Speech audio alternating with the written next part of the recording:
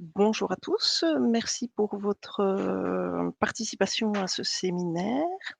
Nous allons maintenant, aborder une, présentation sur les stratégies de rénovation performante pour les logements sociaux et ensuite, pour les stratégies de rénovation effectivement plutôt appliquées au tertiaire, via la présentation du plan collège nouvelle génération et de la démarche, des quartiers durables.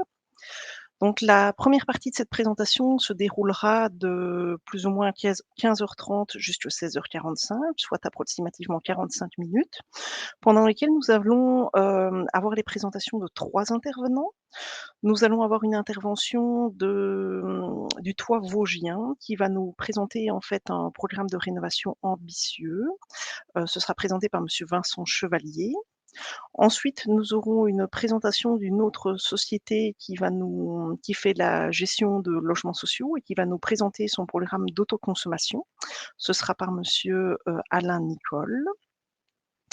Et enfin, nous terminerons, cette, présentation sur les stratégies de rénovation des logements sociaux avec monsieur Nicolas Weiler-Bull, qui va nous présenter la, démarche de rénovation, qui fait l'objet d'un accompagnement effectivement par, la société Greenflex. Nous aurons un temps de questions-réponses relatives à ces différentes présentations. Vous pouvez bien sûr effectivement faire vos commentaires, dans le chat pour ce faire. Et puis après, nous aborderons plutôt, les stratégies de rénovation d'ensemble bâti à travers 2 présentations. Donc la première présentation de madame Christine Vétier, du conseil départemental de Meurthe-et-Moselle, qui va aborder en fait un plan de rénovation spécifique au collège. Et ensuite, nous aurons monsieur Frédéric Corset de Envirobat BDM, qui va nous présenter la démarche, des quartiers durables méditerranéens. Je vous remercie à tous pour votre participation. Nous aurons également, Clémence Chevalier du réseau Breton Bâtiment Durable, qui interviendra, comme modératrice dans cette présentation et qui pourra nous mentionner les questions les plus pertinentes, qui ont été posées de façon à ce qu'on puisse, les aborder en cours de présentation. Je vous remercie à tous et je passe la parole à monsieur Vincent Chevalier pour le Toit vosgien. Merci, bonjour. Donc Vincent Chevalier, le Toit vosgien. Moi, je suis directeur technique de ce bailleur social situé dans les Vosges, à Saint-Dié, et qui rayonne sur la moitié du département des Vosges et la moitié, c'est-à-dire la partie montagneuse des Vosges. Donc c'est un climat plutôt froid qui a conduit depuis une vingtaine d'années au Toit vosgien à vraiment se préoccuper de la réduction drastique de ces charges de chauffage pour ses locataires. Donc depuis une vingtaine d'années, le Toit vosgien s'est engagé dans de la construction bois, utilisation de matériaux biosourcés, et aussi dans une démarche de logement passif qu'il a d'abord appliqué sur des opérations neuves, avec plusieurs premières françaises en ce qui concerne la labellisation passive. Donc, premier bâtiment passif en France tout court, première réno passive avec une opération de réno sans la présence des locataires dans les lieux. Voilà, donc un certain nombre d'opérations neuves qui sont devenues de plus en plus performantes, avec une réduction vraiment très très importante des charges, et aussi le constat d'un très bon confort apporté aux locataires du fait de la très forte isolation qui réduit notamment les parois froides. Donc c'est une réussite au niveau des logements neufs, et est apparu dans le parc et pour les locataires un décalage quand même entre des logements construits depuis les années 50 et cette génération de logements neufs très performants. Donc à partir de 2014, une réflexion a été menée pour finalement apporter un confort, une réduction de charge comparable au neuf à des opérations de réno énergétique. Le Toit vosgien en faisait déjà, mais finalement sans pousser la logique jusqu'à une opération qui soit complètement globale. Avant, dans les années 2010, il y a eu des rénaux énergétiques qui conservaient, par exemple, la chaudière gaz existante. Et donc, bien sûr, là, on s'aperçoit que le rendement de la chaudière n'est pas à son optimum et finalement, les économies de charge ne sont pas en rendez-vous. Donc, à partir de 2014, il y a une réflexion sur la manière de faire, et donc ce qui a conduit à proposer ce concept que le Toit Vosgien met en œuvre depuis cette période-là. Maintenant, c'est 250 logements qui ont été réalisés et donc rénovés avec les locataires en place sur 9 opérations. Puis on continue maintenant sur des chantiers en cours et des chantiers à venir. Donc je vais mettre maintenant la présentation de la présentation. Elle est là. De ce concept-là. Donc, l'idée, c'est d'utiliser vraiment les piliers de la construction passive dans une rénovation. Alors, les piliers de la construction passive, c'est d'abord une très forte isolation des parois extérieures, tant les façades que les sous-faces dans les sous-sols et puis les combles. On a la chance d'avoir des combles non exploités, donc ils sont très faciles d'être isolés. Et je précise que ces opérations sont des opérations sur des logements collectifs. Actuellement, on ne décline pas cette logique sur les logements individuels. Donc, on le fait sur les logements collectifs, à savoir des immeubles de la plupart du temps 3 niveaux, plus un sous-sol, voire 4 à 5 niveaux aussi. Donc, d'abord, le passif, c'est une très forte isolation qui réduit complètement tous les ponts thermiques. Et puis après, c'est l'utilisation d'une ventilation double flux qui est finalement installée sur ces immeubles des années 60-70. Donc, l'astuce a été, sur les premières opérations, de faire transiter les gaines de ventilation double flux dans l'épaisseur de l'isolant extérieur qui a une épaisseur de 30 cm. Donc, on peut, dans ces 30 cm, facilement faire transiter les gaines de ventilation. Je vais vous montrer sur des photos. Donc, par exemple, ici, état existant avant travaux. Toutes les structures qui sont nécessaires pour installer l'isolation. Et vous voyez ces gaines verticales qui sont la desserte des logements. Par exemple, ici, c'est la desserte des cuisines en aspiration sur les différents niveaux et qui viennent dans le sous-sol où se trouve la centrale double flux. Donc, utilisation, donc très forte isolation, utilisation d'une centrale double flux. Et là, à partir de là, finalement, les besoins en puissance de chauffage sont divisés par 10 par rapport à l'existant. Donc, on divise par 10 le besoin de production. Et donc, ça nous amène à remplacer les systèmes de production. Traditionnellement, là, on avait souvent des chaudières fuel ou gaz, donc des énergies fossiles. On profite, en fait, finalement, de ce besoin en puissance qui devient presque négligeable en le divisant par 10 pour pouvoir se permettre d'utiliser de la production, je dirais, à énergie renouvelable. Alors, sur les premières opérations, on a utilisé des chaudières bois.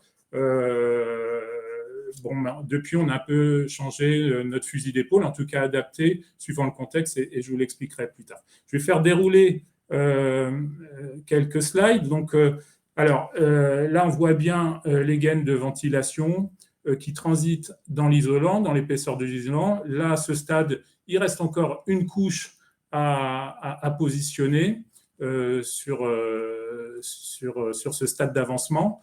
Donc, on voit bien que les gaines de ventilation sont bien éloignées de la façade, de la partie extérieure de la façade qui est froide et qui pourrait générer le point de rosée de la condensation dans ces gaines. Là, ce n'est pas le cas. Ces gaines sont parfaitement protégées du risque de condensation. Alors, l'isolant qui est utilisé sur l'ensemble de nos opérations sont des isolants biosourcés.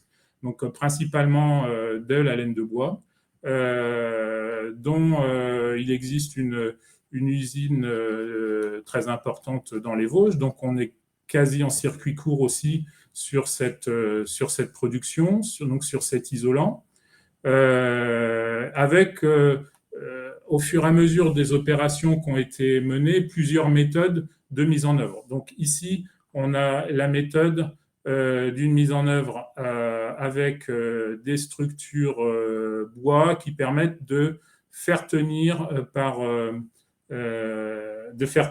entre ces montants ces couches d'isolant. Une dernière couche vient être fixée sur ces montants-là. Il existe d'autres méthodes, on verra plus tard. Donc là, on voit sur ces slides une phase d'avancement où là, il doit nous rester encore une couche d'isolant à positionner. Là, sur cette première opération à fraise en 2016, on est sur une finition en enduit. Et on voit ici le résultat final qui transfigure l'image de ces logements sociaux qui deviennent là moins connotés logements sociaux. Alors voilà un autre cas de figure de la méthode d'isolation qu'on a pu faire sur les groupes. Là, c'est une opération Raon-l'Étape faite en 2018, où là, finalement, l'entreprise a amené en variante la possibilité de mettre en place des éléments préfabriqués mur ossature bois d'auteur d'étage qui ont été positionnés glissés entre l'échafaudage et la façade et positionnés, remplis d'isolant sur la façade. Donc sur le premier bâtiment de cette opération, ces murs ossature bois remplis d'isolant avaient été remplis d'isolant justement en atelier. Sur le deuxième bâtiment, ils ont été positionnés vides et après remplis d'isolant laine de bois en vrac. Là, je vous montre la finition, finalement le choix de l'archi sur la finition de ces immeubles avec du bardage mélèze et du bardage tuile positionné suivant l'exposition aux intempéries. Le bardage tuile sur les façades ouest et sud qui sont le plus soumis aux intempéries ici dans notre région. Donc, le résultat final sur cette opération. Donc, ces concepts permettent différentes expressions architecturales, soit en enduit, soit en bardage. Ici, du bois avec de la tuile. On a pu mettre aussi du bardage type éternite dans d'autres opérations. Alors, avec évidemment plusieurs méthodes de mise en œuvre d'isolant, comme je vous l'évoquais, soit de l'isolant laine de bois en rigide ou souple positionné dans des montants, ou alors un système de caissons qui sont in fine remplis de laine de bois sur place, soufflés à l'intérieur de ces caissons. Alors, sur les systèmes, je vous évoquais que les premières opérations ont été menées avec des chaudières bois. Alors, on a mené quelques opérations. On s'est aperçu que ces systèmes-là généraient pas mal de contraintes en termes de pilotage de ces chaudières bois, d'entretien, aller évacuer les cendres. Et donc, sur des petites opérations de peu de logements, ces interventions finalement étaient difficiles à amortir en termes de coûts pour les gains aux locataires qu'on espérait. Donc, on a dernièrement changé notre fusil d'épaule sur les petites opérations, et uniquement sur les petites, en installant en production des pompes à chaleur dont le fluide frigorigène, c'est du propane. Et ces pompes à chaleur qui ont une efficacité très, très intéressante, de l'ordre un décope de 4, produisent aussi de l'eau à haute température qui permettent de produire la production d'eau chaude pour nos locataires. Donc, sur ces opérations, on passe de systèmes qui sont soit semi-individuels, semi-collectifs. Par exemple, sur l'opération dans l'étape que vous voyez, le chauffage, c'était du chauffage fuel collectif. La production d'eau chaude, c'était des ballons électriques individuels dans les logements. Donc, on passe maintenant systématiquement sur nos opérations à une production de chauffage collective et une production d'eau chaude qui, elle aussi, est collective. Donc, et une ventilation double flux qui est collective, et tout ça pour des gains en termes d'entretien de l'ensemble de ces installations. À ce stade, plus besoin d'aller dans chaque logement faire l'entretien d'une chaudière individuelle gaz. Un seul entretien dans un local technique permet là aussi quand même de réduire les coûts pour nos locataires. Donc voilà, depuis 2016, les premières réalisations. Donc on adapte ce concept en gardant ses fondamentaux, la forte isolation, la ventilation double flux. Après, on adapte la méthode d'isolation, principalement celle des murs. L'isolation en comble et l'isolation en sous-face de sous-sol est assez figée avec de la ouate de cellulose dans les combles et de l'isolant en laine de laitier dans les sous-sols. Donc, par contre, l'isolant extérieur ITE est adapté, la finition adaptée, et on adapte aussi, on a adapté entre-temps le mode de production de chaleur pour le chauffage et l'eau chaude qu'on a basculé pour les petites opérations en pompe à chaleur. Les grosses opérations, il reste intéressant de les faire en chauffage bois. Dans notre région, la ressource est très, très abondante. Donc, on est sur des approvisionnements vraiment en circuit court avec des fournisseurs locaux qui viennent nous fournir en plaquettes. La petite variante qu'on a apportée sur ces opérations en chauffage bois, c'est que pour l'été, on installe une pompe à chaleur. Ça nous permet de réduire les durées d'utilisation des chaudières bois et donc de garder du potentiel sur plusieurs années d'heures de fonctionnement de ces chaudières bois. Voilà. Alors, ces opérations sont menées avec des maîtrises d'œuvre locales, une méthode tout à fait traditionnelle avec un archi et puis un bureau d'études, et des entreprises qui sont encore d'état séparé. Donc, ce qui permet à ces entreprises, certaines de petite taille, certaines entreprises sont des artisans, une seule personne, de se positionner en direct sur des marchés avec le toit vosgien. Et on retrouve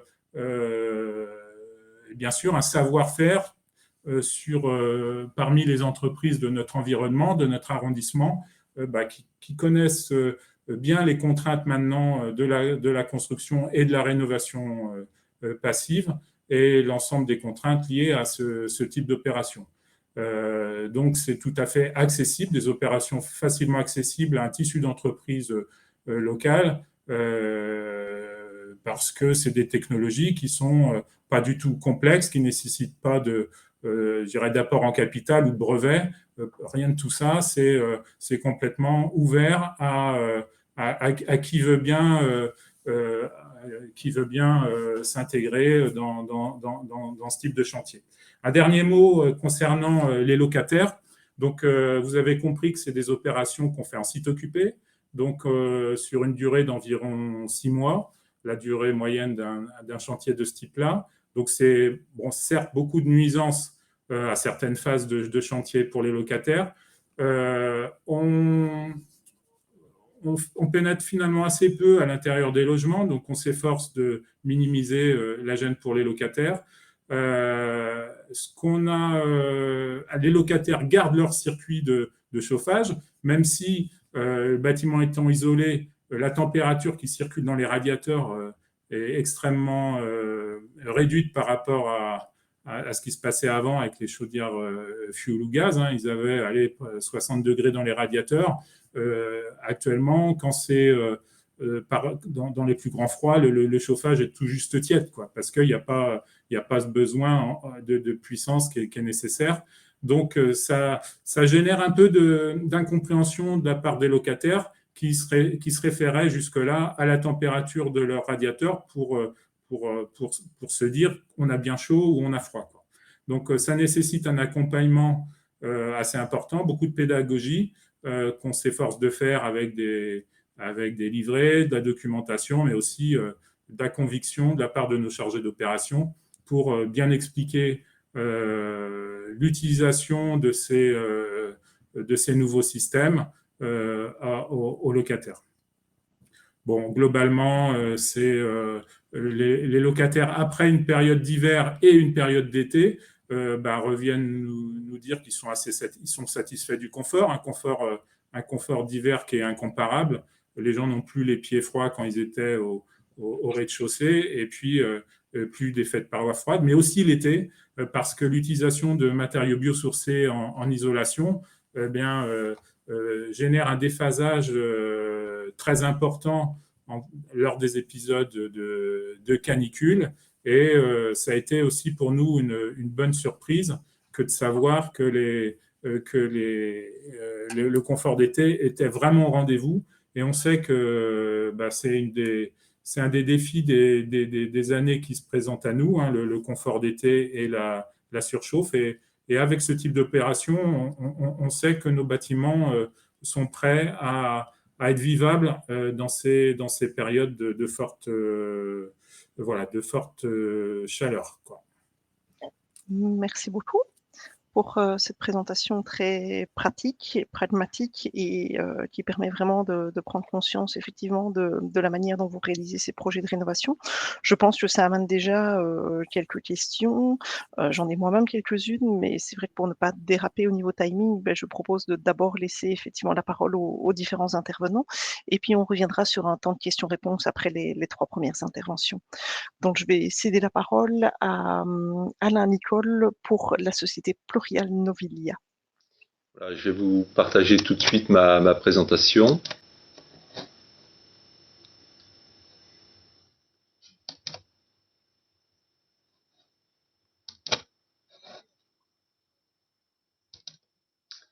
Voilà, bonjour à tous. Donc, je suis le directeur général de Plurial Novilia.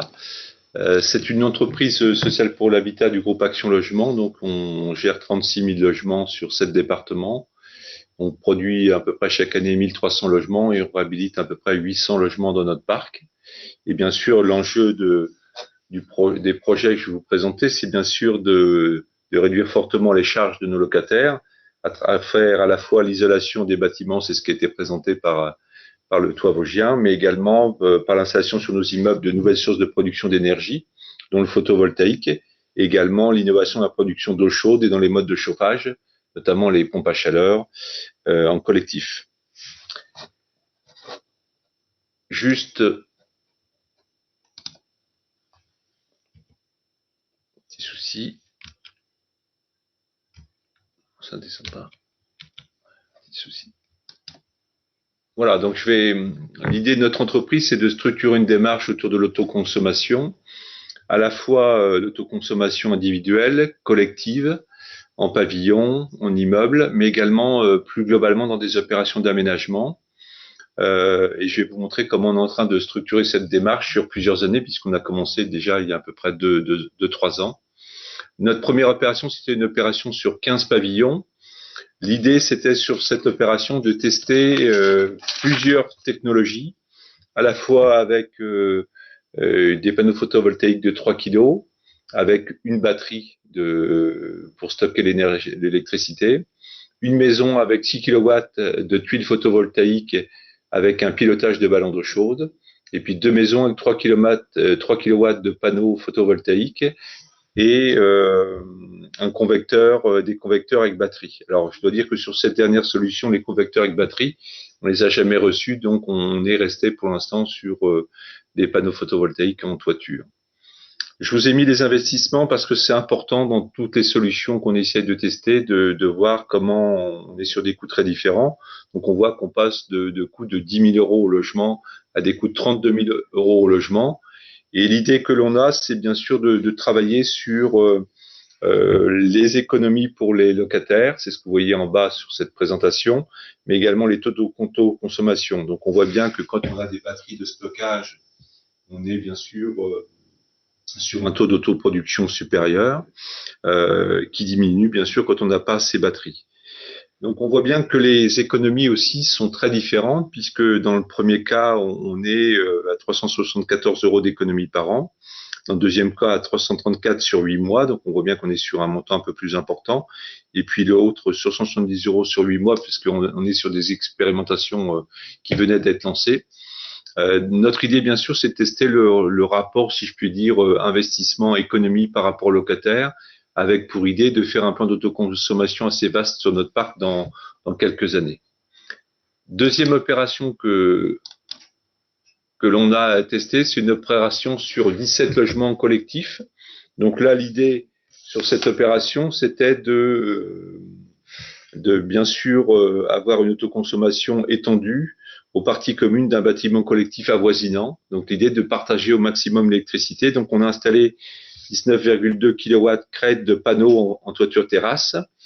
On s'est raccordé au réseau avec l'injection de surplus. On est sur un investissement assez modeste finalement, puisqu'on est sur 48 000 euros d'investissement, donc aux environs de 2 900 euros par logement. On a aussi eu des aides relativement importantes, 44% de l'investissement en aide à la fois du fonds Climaction et de l'exonération de taxes foncières. C'est une particularité française, c'est qu'on peut déduire de la taxe foncière payée à l'année, en fait, des travaux d'économie d'énergie. Pour l'instant, on n'a pas fait participer nos locataires à ces investissements parce qu'on veut tester d'abord toutes les solutions techniques avant de les faire participer à ces travaux. On a obtenu un taux d'autoconsommation de 55% pour un taux d'autoproduction d'à peu près supérieur à 40 dans les parties collectives et les parties privatives. L'idée, c'est on a une économie d'à peu près entre 7 et 23 euros sur les factures électriques des locataires et entre 95 et 91 euros sur les factures électriques des parties communes. Notre plus grande difficulté dans cette opération d'autoconsommation collective, c'était le fait que les locataires ont très peu participé, je dirais, à ce projet pour des raisons d'appréhension globale de cette inscription quelque part à l'autoconsommation. C'était bien sûr avant les nouveautés législatives qui viennent d'arriver.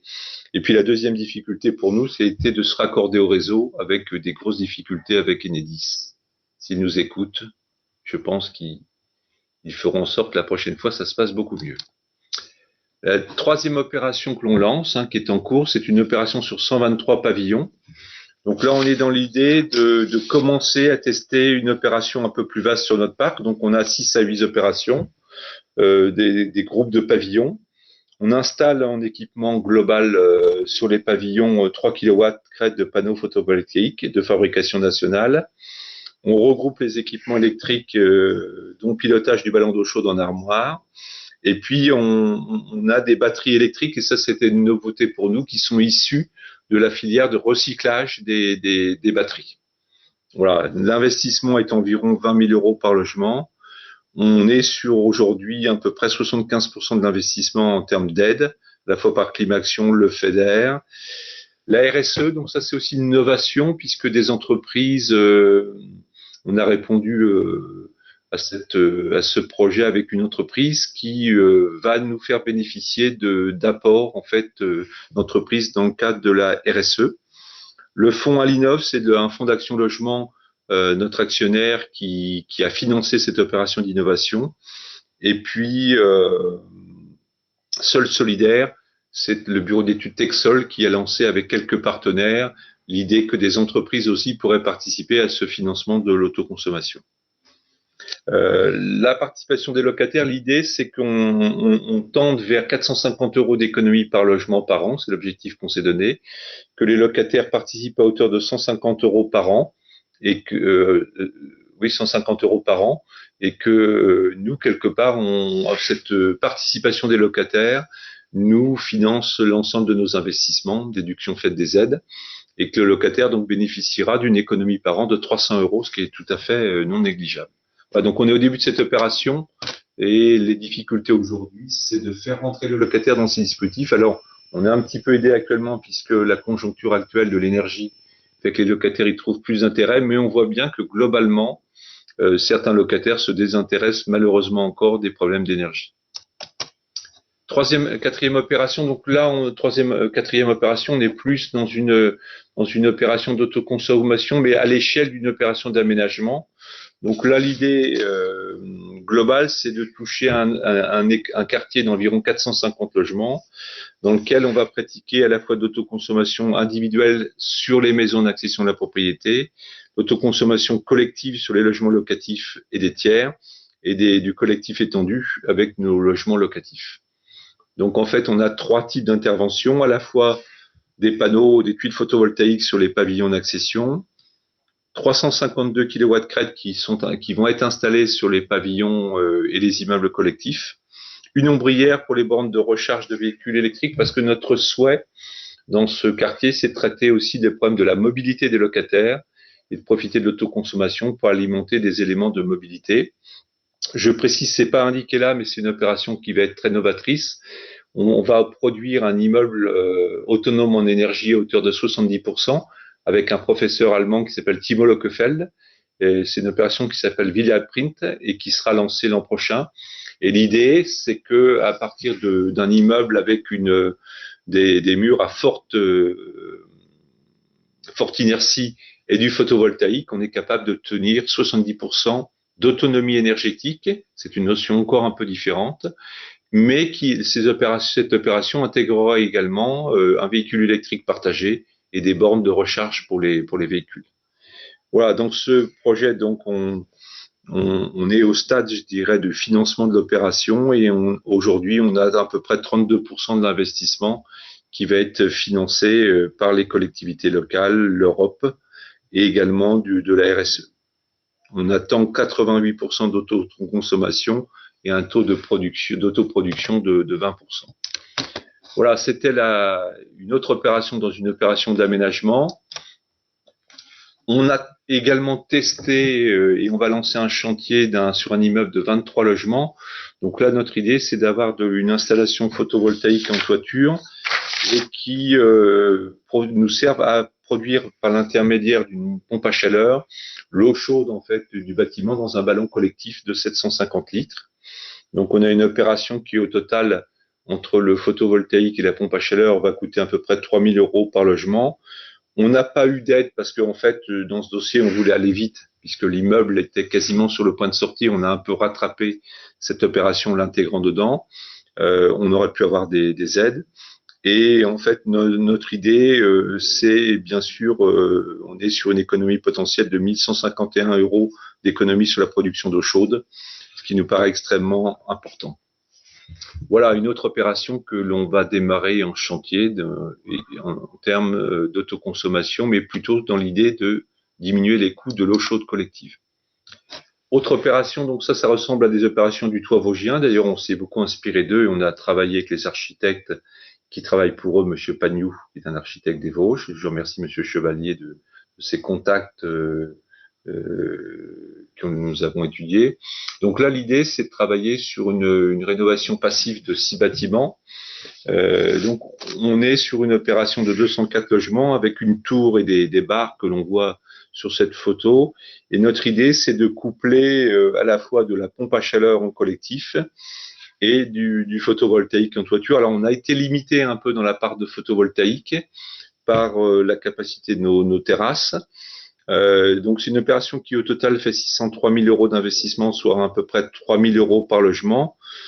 L'idée en termes d'économie pour les locataires, c'est d'être, à partir de la pompe à chaleur, sur une économie de 250 à 520 euros d'économie par an et par logement pour la partie chauffage, et 15 à 70 euros par an d'économie sur la partie, je dirais, électricité des parties communes notamment. Donc là, on mixte en fait dans l'idée d'un immeuble passif à la fois une réflexion sur l'autoconsommation et une réflexion sur la pompe à chaleur collective. On pourra bénéficier d'ailleurs sur ces projets de financement spécifiques, Climaction, du FEDER, et puis également de C2E, puisque les pompes à chaleur en collectif auront des labellisations en fait sur des fiches C2E. Voilà une autre opération que l'on mène. Et puis globalement, un peu pour conclure ma présentation, l'idée c'était de dire que tout ça devait nous emmener dans quelques temps sur un plan un peu plus large d'autoconsommation. Donc on va sans doute viser à 1000 à 1500 logements de notre parc, notamment le parc chauffé à l'électricité en collectif, en autoconsommation collective.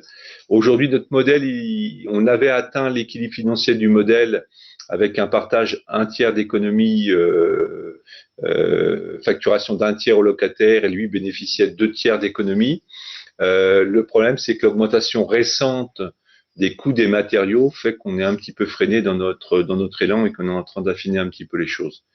En conclusion de ma présentation, l'idée, c'est qu'à chaque fois qu'on le peut, à la fois en neuf, en réhabilitation, on réfléchit sur l'idée d'autoconsommation.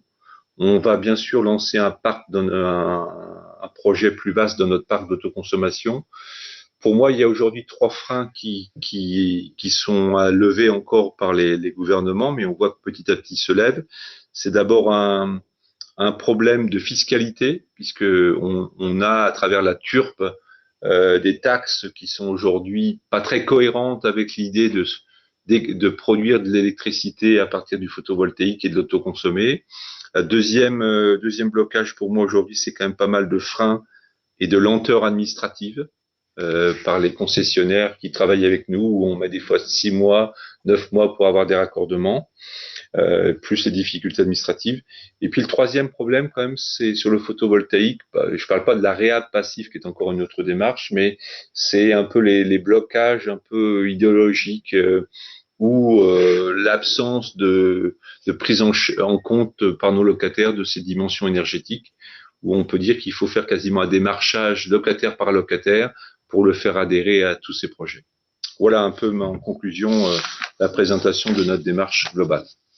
Merci beaucoup pour cette présentation. Je pense qu'elle est très complémentaire par rapport à la première présentation qui était beaucoup plus orientée enveloppe. Ici, on est beaucoup plus orienté système, mais bien sûr, les deux ne sont pas incompatibles, loin de là.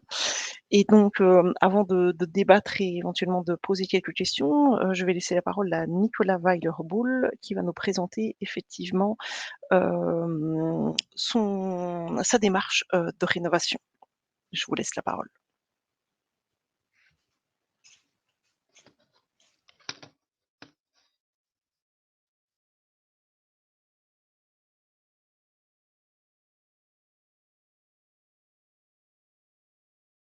Activez votre micro.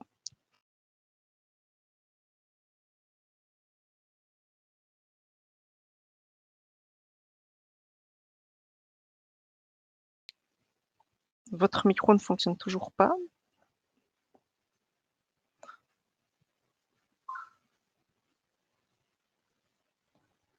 Ah. Désolé pour ce petit contretemps technique. Donc, en principe, au bas de votre écran, vous pouvez réactiver votre micro.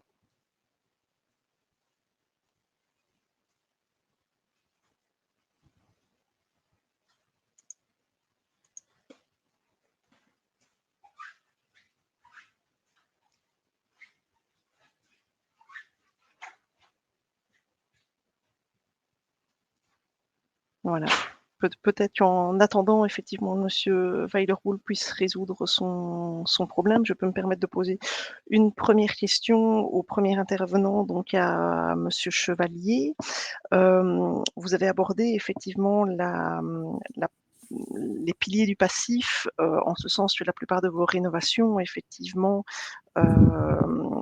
envisagent effectivement de se baser effectivement sur une isolation conséquente, une ventilation double flux, et vous n'avez pas abordé la question de l'étanchéité à l'air. Est-ce que vous pouvez nous dire en quelques mots comment vous gérez effectivement la question de l'étanchéité à l'air dans ces logements qui sont par ailleurs occupés, donc dans le cadre desquels vous avez peu d'intervention par l'intérieur? Et puis je vois que Monsieur Weiler a résolu son problème, mais je laisse M. Chevalier répondre. Ça a l'air d'aller. Oui, alors on s'est aperçu que l'étanchéité à l'air du bâtiment existant n'était pas si catastrophique que ça. C'est traité par.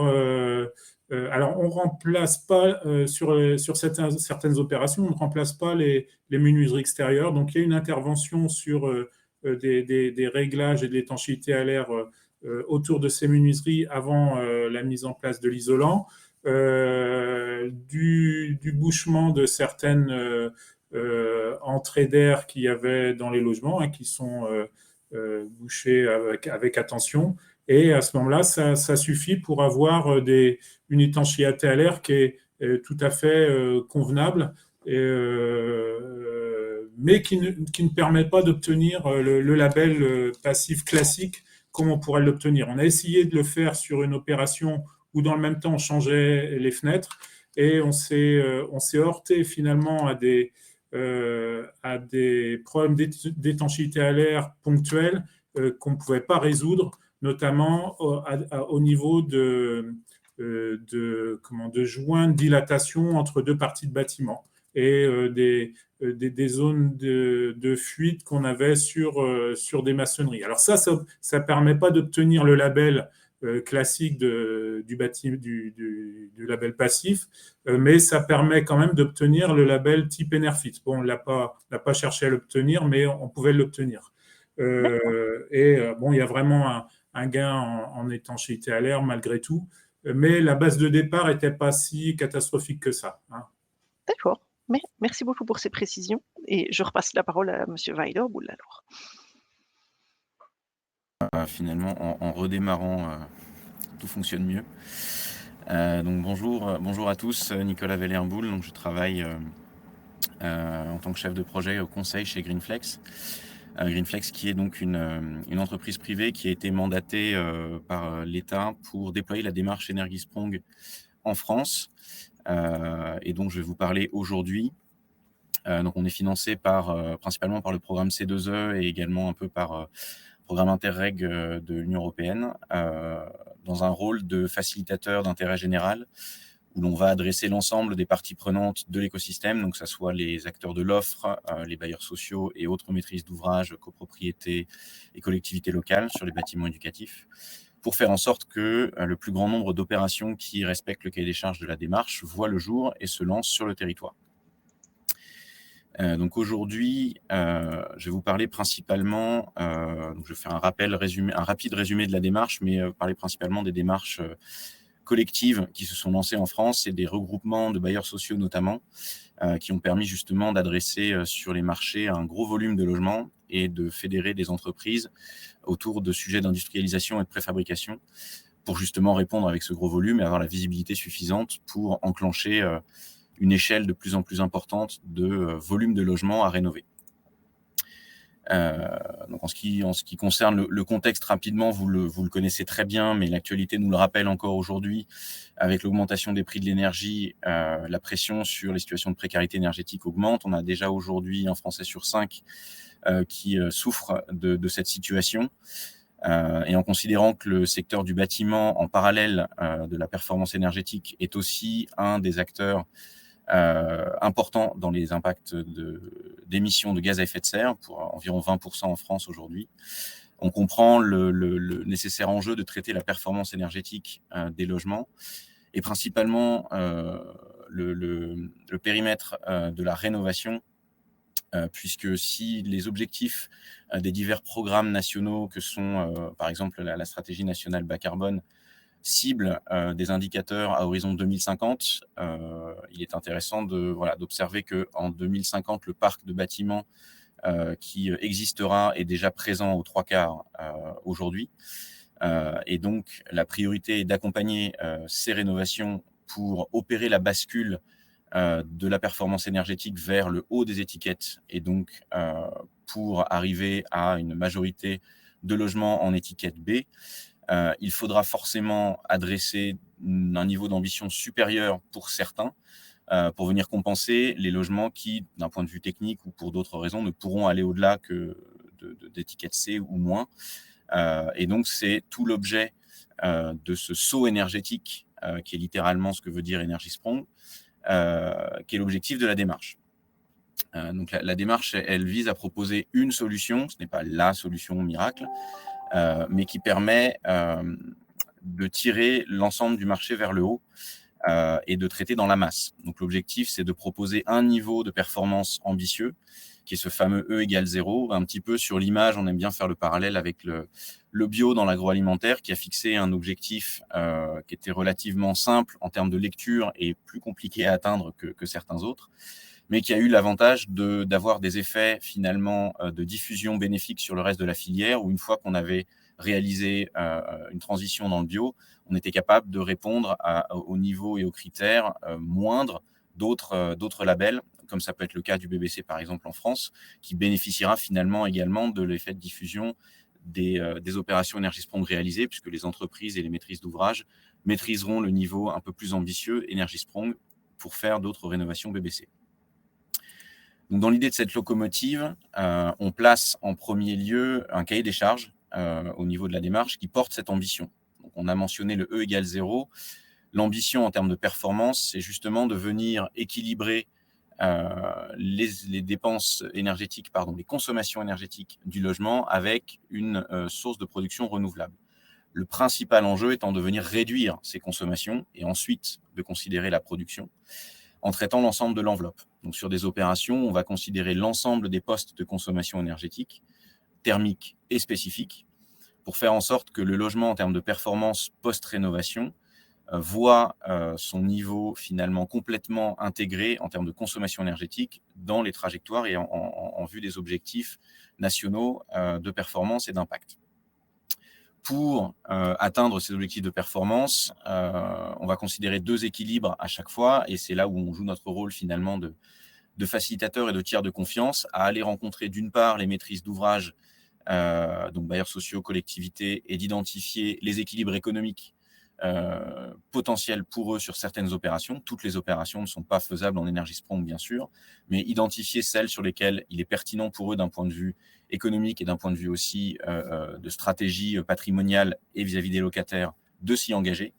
Et un autre équilibre qui va lui être beaucoup plus technique et va faire appel davantage au système industriel, c'est les équilibres pour les acteurs de l'offre, qu'on va inciter à s'orienter vers des solutions industrielles mettant en avant la préfabrication et le hors-site pour remplir finalement 2 objectifs. Cet objectif de massification avec une maîtrise de l'outil de production qui permettra d'adresser un grand volume, et également cette maîtrise de la performance en temps court de période chantier pour réduire au maximum les nuisances pour les locataires, puisque comme ça a été mentionné sur les opérations précédentes, l'objectif est de raisonner systématiquement en site occupé et donc de limiter au maximum le temps chantier en déplaçant les actions du chantier vers des ateliers. Le 4e point fort forcément de la démarche, c'est bien sûr les locataires, dont l'objectif est d'être inclus le plus tôt possible dans la démarche, au même titre que les actions des acteurs de l'offre vont se déplacer vers l'atelier. Tous les éléments, qu'ils soient organisationnels ou techniques, dans l'opération aussi pour la maîtrise d'ouvrage, va se déplacer vers la phase de conception, où l'objectif est de passer un peu moins de temps sur chantier et de mieux anticiper et la réalisation et puis la période de garantie et de performance mesurée qui suivra, et d'y intégrer le plus tôt possible les locataires. L'objectif final, c'est d'avoir des logements qui ont un haut niveau de performance énergétique, qu'on va venir vérifier sur des données réelles, donc avec de la mesure des consommations et de la production, sur lesquelles on va pouvoir aussi enclencher un dialogue plus vertueux auprès des locataires, puisqu'on va leur parler davantage de leur consommation. Ils auront les données réelles au même titre que les bailleurs sociaux. Donc l'objectif est de faire en sorte que l'ensemble des parties prenantes se parlent beaucoup plus, le plus possible en amont également. Voilà, j'ai passé un petit peu plus de temps sur le cahier des charges. Je vais peut-être aller plus vite sur la suite. On a lancé une étude dans le cadre de notre mission, justement sur le potentiel par rapport au parc existant, vu au national bien sûr, par rapport aux typologies de logement. Donc avec un cabinet Pouget Consultant et Énergie Demain sur la base de base de données de patrimoine, identifier les catégories qui se destinaient le mieux à des rénovations Énergie-Sprong, complètes, on va dire, avec le E égale 0, compatible si jamais techniquement on ne peut pas atteindre cet équilibre. Souvent, c'est le cas lorsque les productions d'énergie renouvelable ne peuvent pas suffire dès la conception, on le sait, n'iront pas au niveau de production suffisant pour atteindre cet équilibre, mais d'y arriver en tout cas sur les autres aspects du cahier des charges, avec quand même presque 10 millions de logements potentiellement rénovables en énergie Sprong et au total près de 15 si on intègre le compatible, donc un potentiel marché fort qui est existant sur le parc existant, et qui se traduit également donc, dans la tendance que l'on observe sur les projets. Donc un rapide panorama des projets et des tendances avant de vous parler des démarches collectives.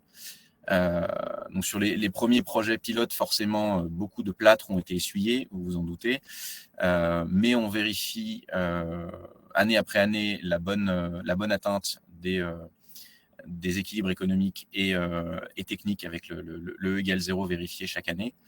Et puis, si les premiers projets étaient sur de l'individuel, on a des projets en collectif qui se lancent depuis, et une tendance croissante, on le voit, qui passe des caps assez significatifs, puisque, alors là, on est à l'échelle nationale.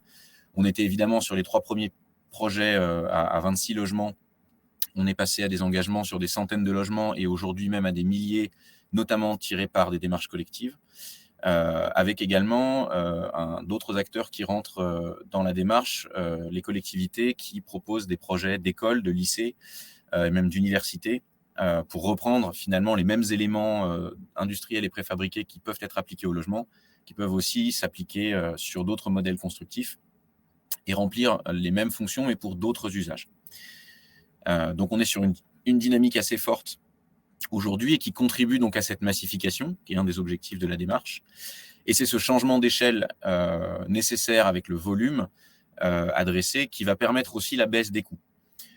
Et donc, c'est finalement la finalité aussi, c'est non seulement de garantir la performance, mais de faire en sorte qu'une opération énergie Sprong, comme pour les autres, qu'elles soient BBC Réno ou autres, puisse bénéficier de cette baisse tendancielle de coûts avec des entreprises qui pourront demain, ou voire même dès aujourd'hui, présenter des solutions intégrées, maîtrisées en termes de coûts de production et d'adaptation à l'existant pour en réduire la part de coûts fixes, pour ne pas refaire les mêmes opérations de conception et d'imagination à chaque projet, et de plutôt faire de l'adaptation à l'existant à partir de certains produits, pour enclencher donc cette baisse de coûts lorsque le volume aura atteint un peu cette maturité de marché qui permettra la concurrence à équivalence de coûts avec d'autres projets classiques.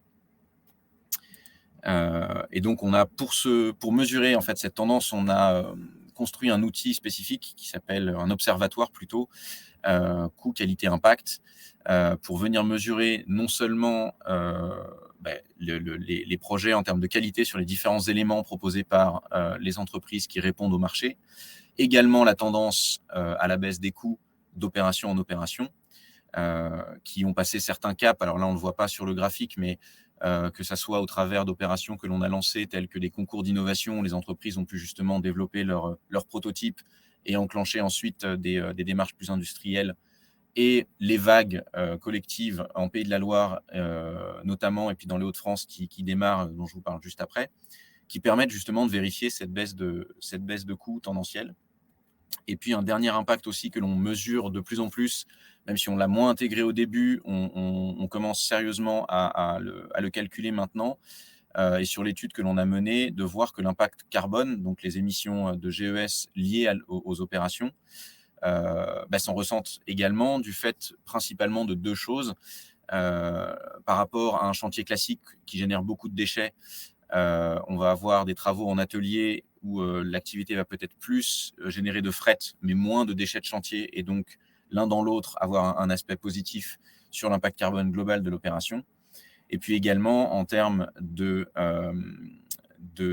niveau d'implication et de niveau d'efficacité des opérations sur ce qu'on appelle le Energy Sprong vertueux, c'est-à-dire qui va également considérer les aspects de matériaux biosourcés dans sa conception, va forcément contribuer, on l'a vu avec les exemples aussi du toit vosgien sur les ossatures bois par exemple, vont forcément réduire l'impact des opérations, matériaux qu'il est d'autant plus facile de travailler en atelier que sur chantier. Je vais vous demander de ne pas trop traîner parce qu'on a plutôt pris du retard sur la présentation. Je vais accélérer. Alors, je voulais quand même faire le focus, merci du rappel à l'ordre. Un focus donc, sur les dynamiques territoriales qui se sont lancées, qui ont justement envoyé les signaux forts de massification au marché. Donc, la première qui s'est lancée, c'est en Pays de la Loire, sous la houlette de l'Union régionale HLM, donc, qui a constitué la centrale d'achat. En rassemblant donc 12 organismes de la région plus 2 bretons.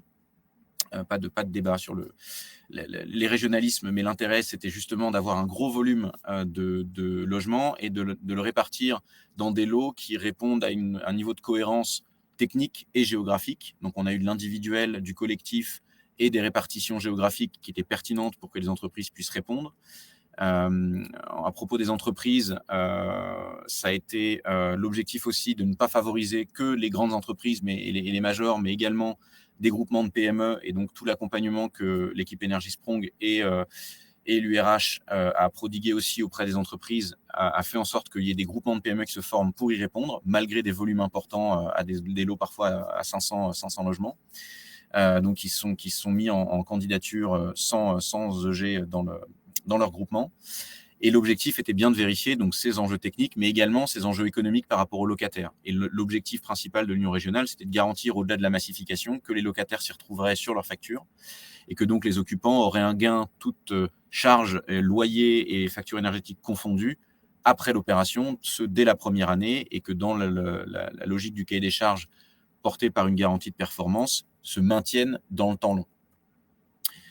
Donc, on est aujourd'hui en phase de fin de dialogue compétitif avec la relecture des offres. C'est un processus qui a duré assez longtemps dans la construction, mais il a été nécessaire pour justement essuyer les plâtres et puis partager les expériences auprès des autres opérations. Et aujourd'hui, il a surtout montré la capacité à rassembler les acteurs au sein d'un territoire et à davantage travailler en coopération et moins en marché séparé avec des potentiels conflits qui pouvaient naître et d'assez, alors ça a pris du temps, mais d'assez logiquement rapprocher des notions de partenariat sur les opérations entre différents acteurs. J'avance rapidement sur l'autre démarche collective qui donc s'est fortement inspirée de la première, c'est Jireo, donc qui se lance dans les Hauts-de-France très récemment, là cet été.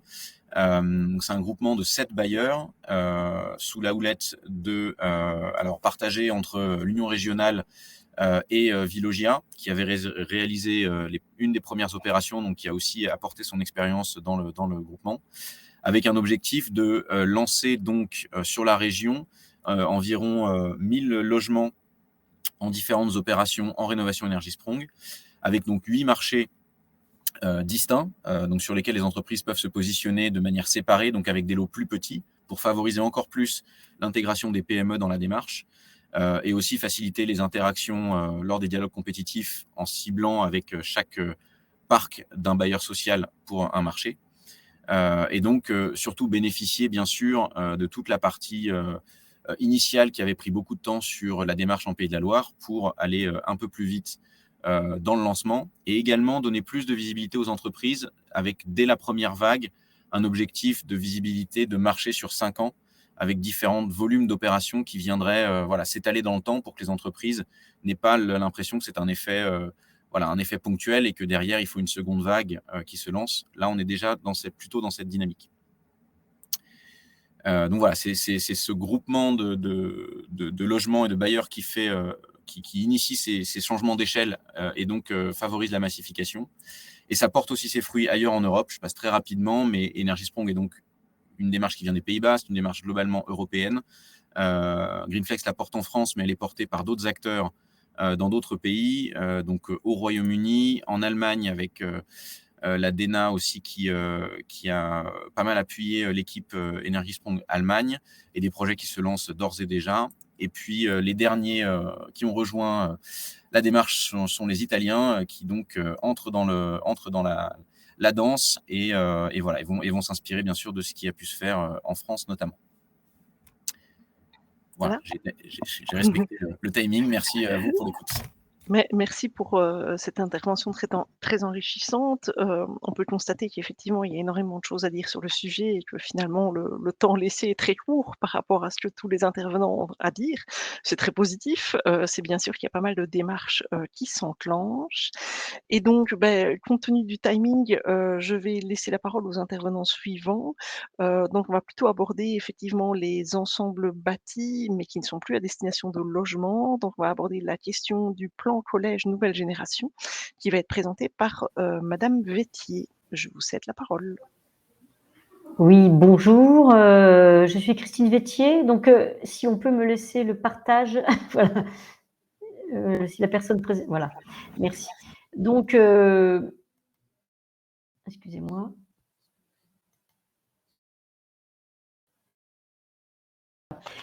Donc, je suis directrice de l'immobilier au conseil départemental de la Meurthe-et-Moselle et donc je vais vous présenter le plan collège nouvelle génération, qui est un plan qui a été initié en 2011 par le département pour la rénovation excusez-moi, voilà. Vous le voyez? Oui. Donc, pour la rénovation de l'ensemble de ces collèges, On que voit la le parc première était. page de votre présentation, mais je ne sais pas D'accord, si vous très bien, très bien. Parce que moi je l'ai pas à l'écran. Voilà, donc voilà, parfait. ensuite, voilà, donc là, c'est la stratégie de la rénovation pour le tertiaire, donc plan collège nouvelle génération pour le département de Meurthe-et-Moselle. Et en fait, le parc immobilier du département de Meurthe-et-Moselle est composé de collèges en surface, donc 60 collèges qui sont gérés par le département pour 400 000 m² et 200 000 m² pour les autres bâtiments départementaux, maisons du département, des solidarités, l'enfance, centre d'exploitation de la route, etc. Un bâti très divers, mais un ensemble sur les collèges.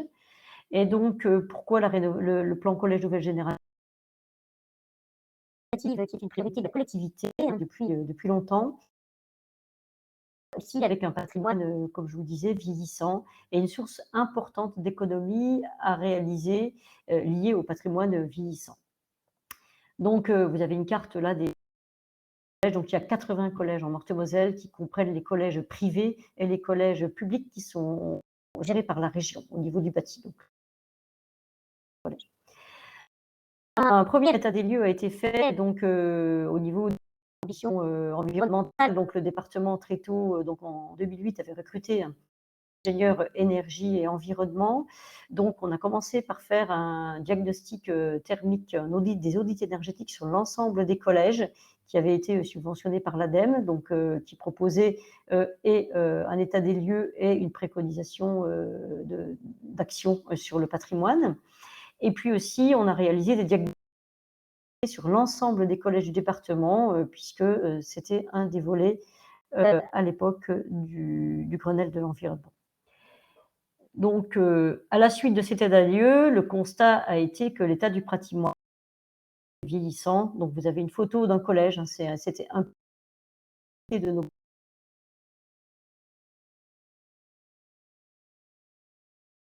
là, était en mauvais état général, un tiers présentait un tiers était accessible seulement, et la moitié nécessitait des travaux importants de traitement de l'amiante, puisqu'ils avaient été construits dans les années 60 pour la plupart d'entre eux, avec, donc à l'époque, on construisait un collège par jour, donc rapidement. Donc, un état structurel vieillissant sur tous les domaines, isolation acoustique, qualité de l'air et installation technique. Et puis, ils étaient inadaptés aux nouveaux usages, notamment aux usages numériques qui arrivaient dans les établissements scolaires. Donc, le volet énergétique a mis, bien entendu, une évidence d'une nécessité de restructurer profondément le bâti et d'agir aussi sur le fonctionnement des installations techniques et le mode d'exploitation des bâtiments, puisque les établissements d'autonomie, donc avec une gouvernance partagée entre le département et les établissements, donc le ministère de l'Éducation nationale. Il fallait qu'on revoie aussi la politique d'entretien et de maintenance. Donc, en 2012, le programme de a été lancé, a été voté par l'Assemblée délibérante, hein, pour en faire des lieux de vie qui répondent aux exigences pédagogiques, donc avec un programme financier de 35 millions d'euros. À l'époque, il était de 270, mais on l'a vite augmenté, et qui était le premier poste d'investissement du département. Donc, sur une durée, au départ, d'une dizaine d'années, mais vous verrez que ça va plus longtemps. Donc, le projet, c'était 12 collèges neufs, hein, qui correspondaient aussi à une adaptation de la carte scolaire, puisqu'on est un département qui a une démographie qui était plutôt en baisse, avec des déséquilibres selon les secteurs, hein, avec un secteur industriel qui était plutôt très, très en retrait, et puis le secteur frontalier qui était plutôt en expansion.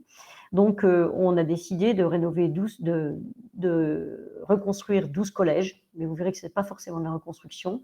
8 collèges qui seront réhabilités, pour lesquels la carte scolaire n'aura pas été. 35 collèges qui devront connaître une réhabilitation partielle, donc où l'ensemble mauvais, puisque les éléments avaient déjà été reconstruits ou restructurés.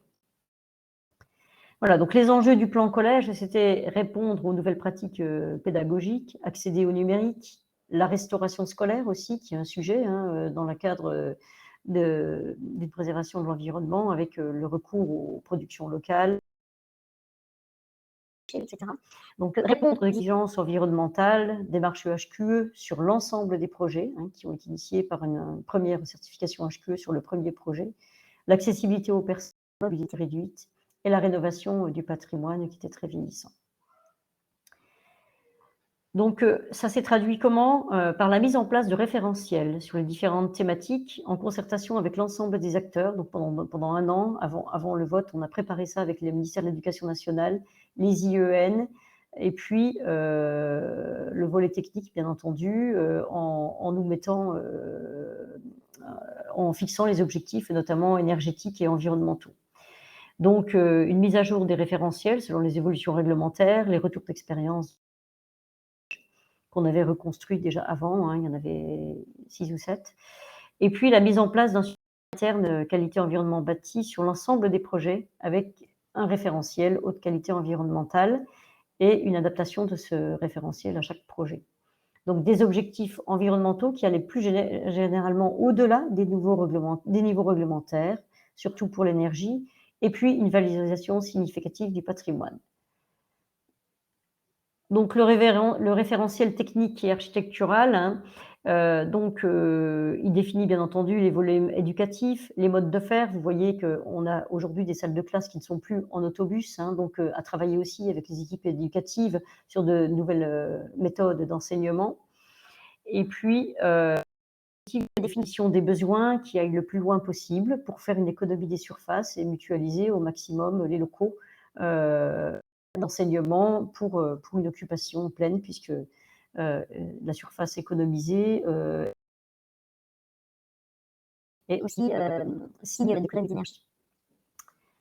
Voilà, donc le parti pris devait être reconnaissable, appliqué à toutes les réalisations, hein, avec une mise en œuvre de composants communs pour une marque de fabrique du conseil départemental. Au départ, on était presque sur de l'industrialisation, on en a le précédent intervenant en a parlé, mais en fait, on était parti de ce constat aussi qu'il fallait avoir développé les filières professionnelles intéressées, la filière bois, la filière sèche aussi, les chantiers de construction avec le plus possible de préfabriqués et un cadre exigeant, mais tout en préservant la liberté de création architecturale, en notamment demandant une architecture assez sobre, hein, forte de l'expérience du passé, avec des bâtiments qui soient bien construits plutôt que des gestes architecturaux. Donc, le niveau de performance énergétique visé était au-delà des exigences réglementaires hein, pour le neuf et pour l'ART existante. Et puis, développer effectivement l'éco-construction par l'emploi de matériaux biosourcés, paille, boîte de cellulose, fibres de bois. D'ailleurs, au démarrage du plan collège, nous avions visité les réalisations du toit vosgien qui est passé tout à l'heure, qui était très en avance là-dessus. Et puis aussi, bien entendu, prendre en compte le confort d'été avec une prise en compte depuis 2012 de plus en plus. Le changement climatique nous l'impose. Donc, une réduction de l'impact environnemental des constructions, avec également une gestion intégrée des eaux pluviales une approche économie circulaire hein, qui est marquée encore plus maintenant avec de l'expérimentation, l'utilisation des énergies renouvelables ou les réseaux de chaleur urbains lorsqu'on en disposait qui utilisaient eux-mêmes des énergies renouvelables, des matériaux et mobiliers de classe A ou A+, avec un niveau d'émission de polluants volatiles minimum ou nul, et puis une attention particulière apportée sur les systèmes de ventilation et leur maintenance. Donc,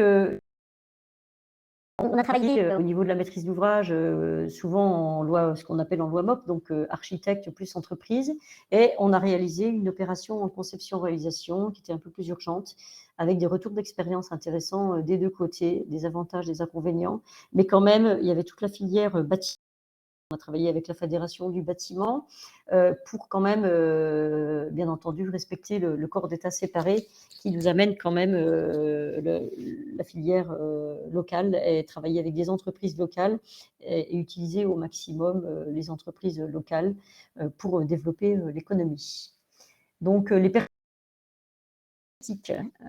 les collèges neufs, donc vous voyez là un tableau sur la diapo, donc on était inférieur de 10 à 60% par rapport à la réglementation thermique 2012, quand on a commencé, c'est la réglementation applicable quand on a commencé le plan collège, donc à moins 32% en moyenne, donc là c'est 9 collèges hein, qui ont été rénovés en neuf, les parties neuves. Donc, ça, c'est les calculs hein, de projets, mais qui, aujourd'hui, au niveau des consommations, au niveau du suivi des consommations, s'avèrent réels. Donc, on a vraiment diminué fortement les consommations des collèges neufs.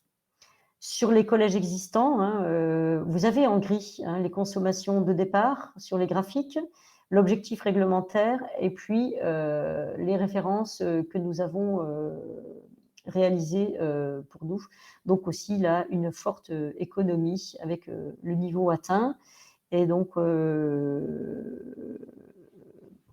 par la gestion des projets où on avait un tableau de suivi qui allait du projet à la réalisation des travaux avec des tests d'étanchéité à l'air pendant les travaux et un calcul aussi de simulation thermodynamique sur l'ensemble des projets pendant les études. Donc des études un peu longues, une interaction entre les bureaux d'études et la maîtrise d'ouvrage avec des équipes, on a un service énergie qui vraiment analysait les projets sur ce plan-là et c'était un petit peu la clé de la réussite et pour arriver à ces performances. Donc un suivi tout au long des études et des travaux. Donc je vais vous présenter un retour d'expérience sur un collège, hein, c'est le collège passif Jean Lamour, qui a été, avec lequel on a beaucoup communiqué, où on a travaillé avec le CEE notamment, par des visites, etc., pour organiser la filière, notamment de l'éco-construction, puisqu'il est isolé avec du bois, et c'est une construction bois aussi, béton et bois. Donc, pour développer la filière du BTP et pour faire de l'information et de la formation des entreprises pendant la construction. Donc, sur le collège Jean Lamour, l'ancien collège hein, qu'on a démoli là, pour le reconstruire, puisque l'ancien collège était trop problématique, on n'a pas pu le conserver. Alors, une petite parenthèse au niveau des constructions, donc on essaye aussi toujours de réutiliser les bâtiments que de faire du neuf par rapport à une consommation d'énergie grise moins importante. Il y a très peu de collèges qu'on a reconstruits complètement, puisqu'en fait les bâtiments des années 60 étaient compacts et avaient une construction en structure pot-au-poutre qui était très facile à réhabiliter. Donc avec l'apport de façade et de l'enveloppe neuve, pour éviter de consommer de l'énergie grise. Donc, le collège en Lamour est un contre-exemple, puisque là, on a l'ancien collège avait des défaillances structurelles importantes, donc nous ne pouvons pas conserver les bâtiments existants. Et l'ancien collège, les consommations, donc on a divisé par 10 les consommations de besoins en chauffage. Hein, faut dire qu'on a réduit aussi un peu les surfaces. Donc, en énergie pour l'électricité également, hein, tout ce qui est consommation électrique, on a diminué de moitié. Et donc, ça fait une économie de 80% des coûts d'énergie. Donc, avec un retour d'investissement actualisé en considérant une augmentation de 3% d'énergie par an de 19 ans. Donc, très intéressant, puisque les collèges, on les construit en général pour une cinquantaine d'années. Donc, à l'issue de ces premières opérations, donc, je vous dirai tout à l'heure où on en est, on compte la déclinaison de ce potentiel pour les autres bâtiments également, puisque dès qu'on a une opération d'investissement, on applique cette même stratégie environnementale, donc on l'a appliquée à l'ensemble de notre patrimoine. On a mis en place aussi un système d'information bâtimentaire avec tout ce qui est information sur les consommations d'énergie, mais aussi sur tous les documents. On est dans des établissements qui reçoivent du public, donc avec toute la gestion des contrats, une centralisation de tous ces éléments-là. La gestion des marchés de fourniture d'énergie pour lesquels on a réalisé un groupement de commandes avec l'ensemble et suivi avec une variante d'énergie renouvelable, donc avec des prix intéressants. Et puis un suivi des consommations avec des tableaux de bord énergie par site qu'on fait. Donc on gère nous-mêmes le suivi des marchés des exploitants, avec un groupement de commandes aussi sur les contrats d'exploitation des chaufferies. Et du coup, on a une meilleure connaissance des installations et des qui arrivent sur les chaufferies avec une correction au fil de l'eau sur toutes les installations de chauffage, alors qu'avant, les collèges avaient leurs propres contrats, qui étaient des contrats basiques uniquement sur la sécurité, mais qui agissaient pour l'énergie. Est-ce que je peux vous demander Oui. de conclure assez vite pour laisser un peu de temps au dernier intervenant, s'il vous plaît? Merci. Excusez. Voilà. Donc les marchés, on a aussi l'information de l'ensemble des chaufferies. Il y a eu beaucoup de suivi puisqu'on était des programmes, beaucoup de subventions sur des programmes de l'ADEME, etc.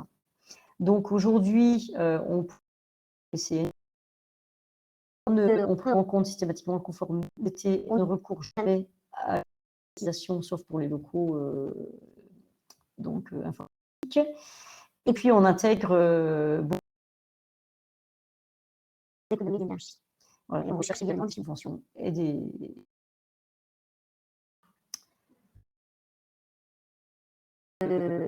donc on a aussi sensibilisé les utilisateurs par le biais d'actions comme l'action Cube.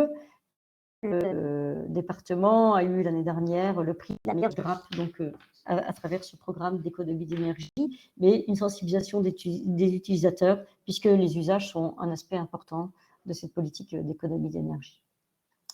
Voilà, je vous montre juste quelques photos des bâtiments qui sont réalisés. Et j'en ai terminé. Merci beaucoup. C'est vrai Voilà. qu'à nouveau, je pense qu'il y a énormément de Oui. choses à dire, hein.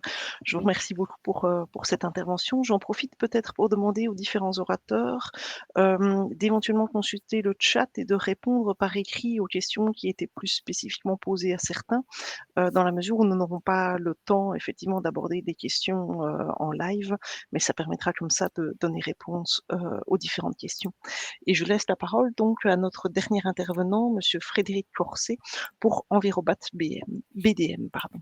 Je vous en prie. Oui, merci beaucoup. Merci de me laisser la parole. Voilà, il me reste quelques minutes. Moi, je voulais vous aborder dans ces quelques minutes un projet qui est plutôt un projet urbain. Cette fois-ci, on change un peu d'échelle, qui est le centre-bourg de Vologne. Et vous montrer en quoi peut-être l'accompagnement qui a été celui des démarches quartier durable méditerranéen, QDM, et les démarches écoquartier, puisqu'elles sont très complémentaires ici en région sud, ont permis un peu de pousser les limites de ce projet.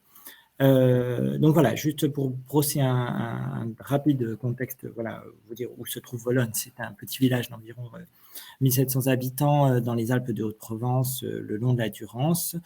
Donc les Alpes de Haute-Provence, le département entre les Bouches-du-Rhône de Marseille et les Hautes-Alpes avec Gap, Briançon. Voilà, donc le long de cette vallée, voilà.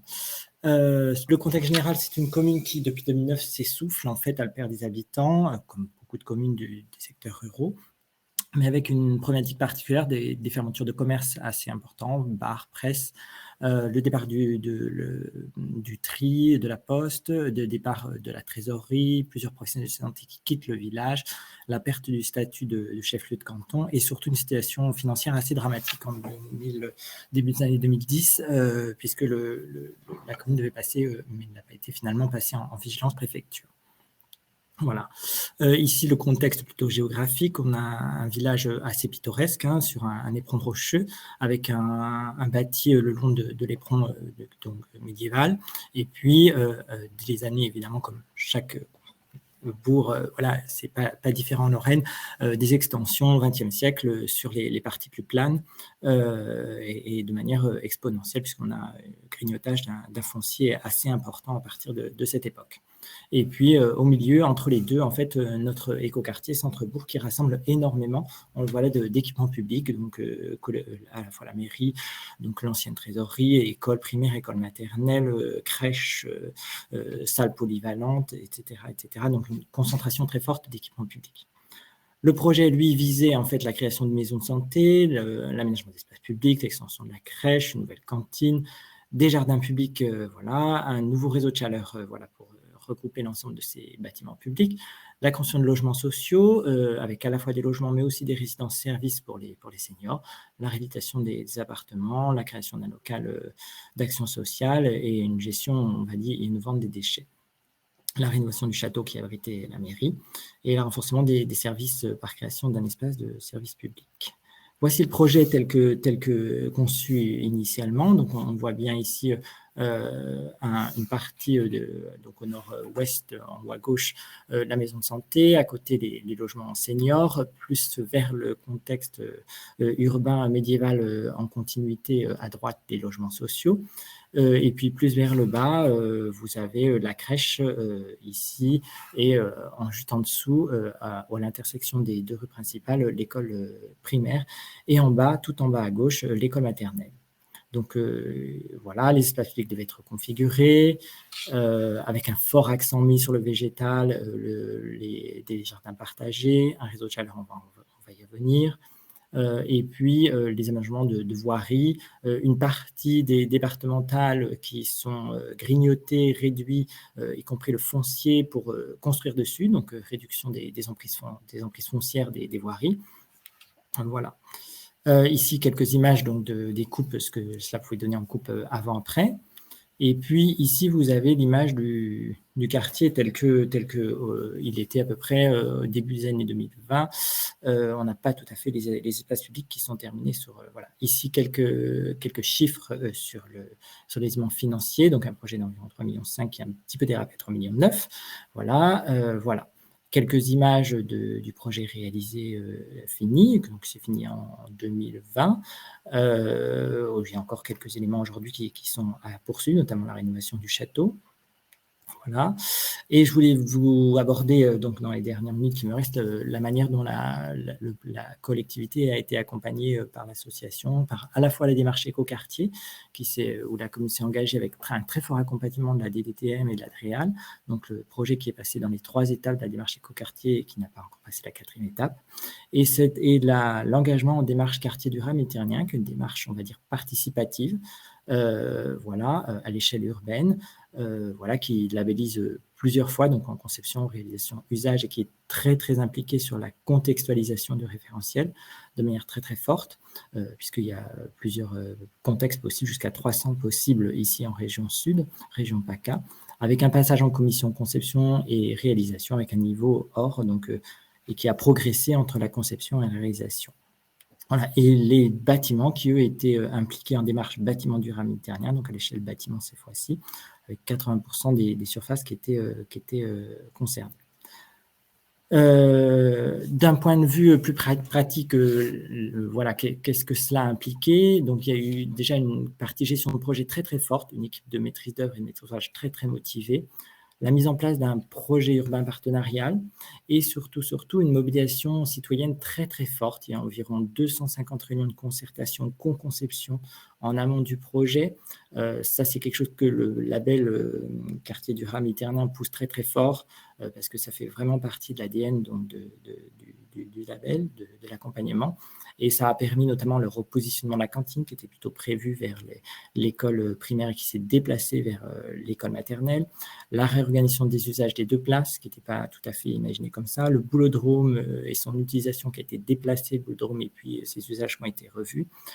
Ça a permis aussi de faire émerger, chose qui n'était pas prévue, une toiture photovoltaïque en participation citoyenne qui a pu voir le jour sur la cantine, qui est en fonctionnement aujourd'hui. Et puis, ça a permis aussi de modifier quelques aménagements d'espace public. Sur la partie énergie aussi, il était prévu initialement lors des premières commissions et d'échanges avec les commissions écoquartiers, avec les commissions quartier durable, une chaufferie, un réseau de chaleur urbain, mais qui n'avait pas été initialement prévu en bois, en chaleur bois, qui était plutôt en gaz initialement. Et donc, du coup, en poussant un peu les curseurs, on est aujourd'hui arrivé à plutôt un réseau de chaleur bois qui relie l'ensemble des équipements publics, avec aussi l'autre volet par lequel il faut commencer, donc la limitation des consommations, plutôt la sobriété, avec des bâtiments qui ont été correctement implantés en étant plutôt nord-sud et en essayant d'optimiser les apports solaires et de se protéger des surchauffes avec des enveloppes assez performantes. Et puis finalement, le cerise sur le gâteau, donc les énergies renouvelables en autoconsommation avec le photovoltaïque sur la cantine et surtout le puits canadien, un puits provençal qui a permis de rafraîchir la maison de santé, ce qui était demandé par les éléments. Autre sujet intéressant sur l'aspect social et économie, les débats ont permis des extensions horaires d'accueil de périscolaires. L'accueil périscolaire a été aussi agrandi. Ils ont doublé les surfaces de la crèche grâce à la réhabilitation, création d'un service de cantine pour la maternelle qui n'était pas existant initialement, la création de la maison de santé avec 22 professionnels. On va voir qu'aujourd'hui, ces professionnels sont plutôt au niveau de plus de 30 aujourd'hui à s'être engagés dans cette démarche. La création de logements sociaux qui n'existaient pas sur la commune, venir de camping, la création de jeux d'enfants non plus qui n'était en tout cas pas positionné à cet endroit. Voilà. L'effet levier aussi de ça, parce qu'aujourd'hui, il y a plusieurs commerces qui ont vu le jour sur la rue d'accès au village. Voilà.